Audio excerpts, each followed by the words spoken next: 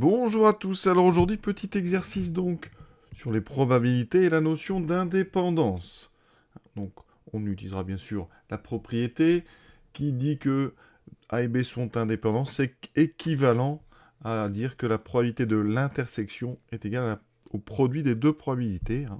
Et ensuite, deuxième équivalence, les probabilités conditionnelles donc de B sachant A est égale à la probabilité de B, et la probabilité conditionnelle de A sachant B est égale à P de A. Donc on va évidemment illustrer tout ça au travers d'un exercice donc, dans lequel je vous donne un tableau qui contient les probabilités des événements A et B, ainsi que A bar et B bar, et on va essayer de remplir les cases évidemment manquantes, sachant quelques informations, donc c'est quatre en fait situations différentes. Donc on est parti. Alors le texte, donc on est dans un club, il y a 60% d'adultes, 40% d'enfants, ça c'est donné, voilà. Ensuite, on a le choix entre deux activités. Choix strict, c'est-à-dire vous prenez l'une ou l'autre, mais pas les deux, et vous êtes obligé d'en prendre une, donc basket ou tennis, et on vous donne la répartition.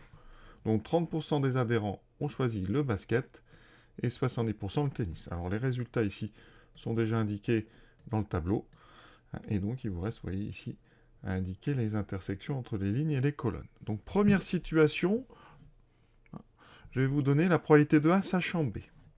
La première chose à dire, c'est qu'il y a une infinité de situations qui pourraient correspondre à ce tableau. Ici, vous pouvez mettre pas mal de nombres. Par exemple, si je mets 0,1, vous voyez ici, je peux mettre dans ce cas-là 0,5, 0,10, donc 0,50. Ici, je vais mettre donc 0,20. Et là, je vais mettre 0,20. Et vous voyez que ça marche. Il n'y a pas de contre-indication.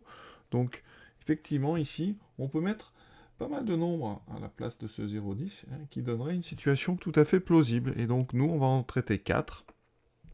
Et on va justement voir que bien, la donnée de l'indépendance, c'est une situation très particulière dans les tableaux, et ça nous permettra aussi de rappeler une propriété, celle que j'ai mise en bas sur A bar, B bar, etc.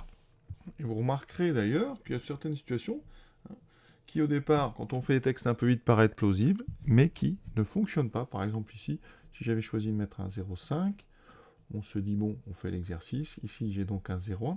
Et vous voyez qu'ici, ça m'obligerait à mettre un 0,6. Et là, problème, parce qu'ici, eh bien, on a un 0,4 et on a déjà 0,6 ici, un 0,60. Donc cette situation-là, elle est impossible. Donc il faut faire attention quand on fait les textes à vérifier qu'à la fin, ça puisse marcher. La première situation. Alors P de A sachant B, alors ça, dans un tableau, on ne l'a pas. Ça, on l'a dans les arbres. D'accord. Donc ici, c'est un petit peu particulier. Il va falloir repasser par des intersections, parce que ce que vous avez à remplir dans les cases ici, c'est des probabilités d'intersection. Vous voyez ici, il va falloir indiquer la probabilité de A inter B. Et donc pour avoir P de A inter B, je vais passer par une formule. Vous savez que eh bien, P de A sachant B, c'est P de A inter B divisé par P de B. Et donc grâce à ça, en faisant un petit produit en croix, et en considérant que P de B, évidemment, tout ça est non nul, ça fait P de B, P de A sachant B, fois P de B, qui est égal à P de A inter B. Alors ça, dans un arbre, on a ça par un chemin qui passe par B, puis par A, vous voyez. P de B fois P de A sachant B est égal à P de A inter B, ou de B inter A, ce qui revient au même. Donc ici, si je veux P de A inter B, je vais devoir faire la multiplication donc de P de A sachant B, que j'ai donné. Voilà, c'est ma donnée, 0,15, fois P de B. P de B qui vaut 0,3.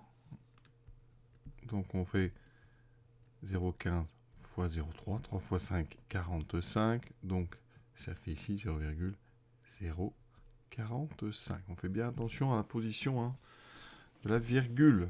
Alors, si vous avez une machine, évidemment, vous le faites à la calculatrice. Sinon, eh bien, vous pouvez le poser. D'accord. Donc, vous posez ça comme ceci.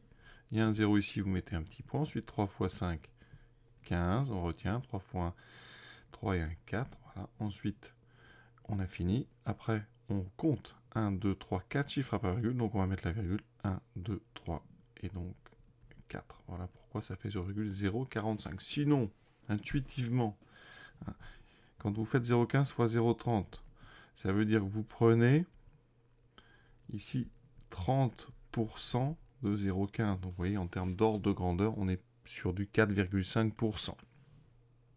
On n'a plus qu'à remplir le tableau par des petites soustractions. Donc ici, on a 0,045, donc c'est 4,5. D'accord, 4,5%, là on a 60. 60 moins 4,5, ça fait 55,5, donc c'est ici 0,555. Ensuite, les autres, donc on fait 30 moins 4,5, donc ça fait 25,5, donc 0,255. Et ensuite, on fait soit la ligne, soit la colonne, et les deux doivent correspondre. Donc on fait 40 moins 25,5, ce qui me fait donc 10, ensuite, et 4,5, donc ça fait 0,145. Et après, on peut vérifier comme ça en colonne, ça fait bien ici 0,70. Donc, voici cette première situation réglée. Donc, vous voyez que quand on vous donne P de A sachant B, on est obligé de passer par la formule qui permet de calculer donc, la probabilité de l'intersection grâce au conditionnel. Deuxième situation, je vous donne P de B sachant A. Alors, P de B sachant A, formule de cours, c'est P de A inter B divisé par P de A. Donc ici, ça veut dire que pour avoir P de A inter B, on va devoir multiplier donc P de B sachant A par P de A. D'accord, P de B sachant A, c'est 0,15. P de A, c'est 0,6. Alors 6 fois 15, ça fait 90. Donc là, ça me laisse 0,09. Il faut faire très attention quand même à ne pas se tromper à cet endroit-là. Et après, l'exercice, c'est juste des soustractions, 0,09. Ici, 0,51. Là, 0,21. Et ici, 0,19. Effectivement, ça marche. Donc, vous voyez, ça, c'est très simple. Juste le démarrage, bien utiliser les formules. Troisième situation, je vous donne directement l'intersection. Vous voyez, là, c'est le plus simple. Dès qu'on a l'intersection, l'exercice, effectivement, une fois qu'on a tout ce qu'on a fait avant, l'exercice n'a plus trop d'intérêt, c'est trop simple. Vous voyez, ça fait 0,45, ici 0,15, et ici 0,25. Donc voilà. Maintenant, la situation qui nous intéresse vraiment, c'est la situation d'indépendance. La quatrième.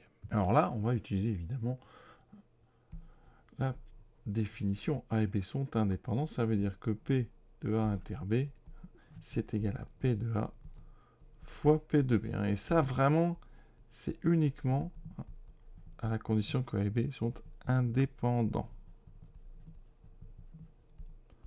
Alors, qu'est-ce que ça va changer dans notre tableau? C'est des tableaux très particuliers quand on a de l'indépendance. Ici, P de A inter B, c'est P de A fois P de B. Donc, dans un tableau comme ça veut dire quoi? Eh bien, ça veut dire que le nombre que vous allez mettre ici, sur l'intersection, ici, ça sera le produit, en fait, de celui que vous avez au bout de la ligne et celui que vous avez au bout de la colonne. Donc, ici, on fait 0,3 fois 0,6, ça fait 0,18 directement. On fait comme ça dans le tableau. 0,6 fois 0,3, 0,18.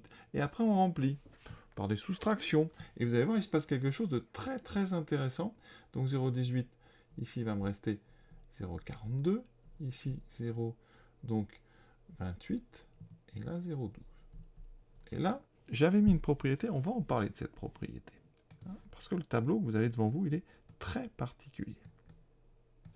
Il y a une propriété du cours qu'on a démontré, c'est que si A et B sont indépendants, alors A bar et B sont indépendants, A bar et B bar sont indépendants, et A et B bar sont indépendants.